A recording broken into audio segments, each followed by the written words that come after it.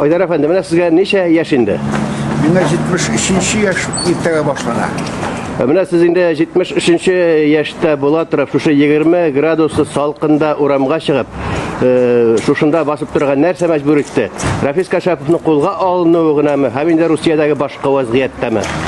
Юк, мин Путин режимы алып барган урыс булмаган милләтләргә каршы сәясәт белән кискен рәвештә килешмим.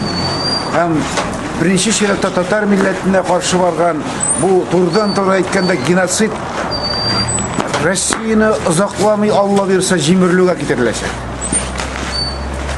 Шушы сәясәтне йөзен күрсәтү ягыннан караганда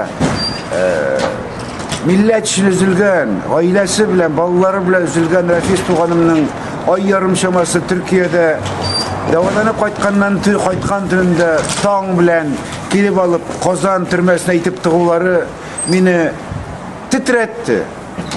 Юнлы ил үзенең халыкларының кадерен белеп үзенең ролен күтәрә.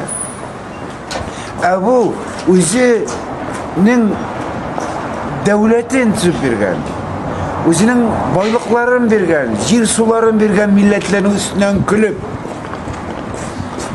Россиянең таркалуын тизләтә. Менә мин Америкада булдым 2 айга якын.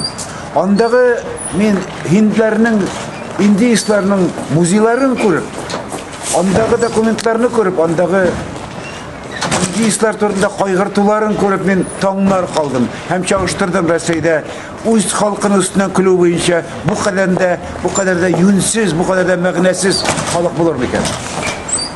Ayдар efendi, менә билгеле булганча бит инде Русиядә хәзер шушы каршылык чараларына чыккан пикетларга урам җыена чыгучыларны шактый нык кына эзәрлек диләр шикелле.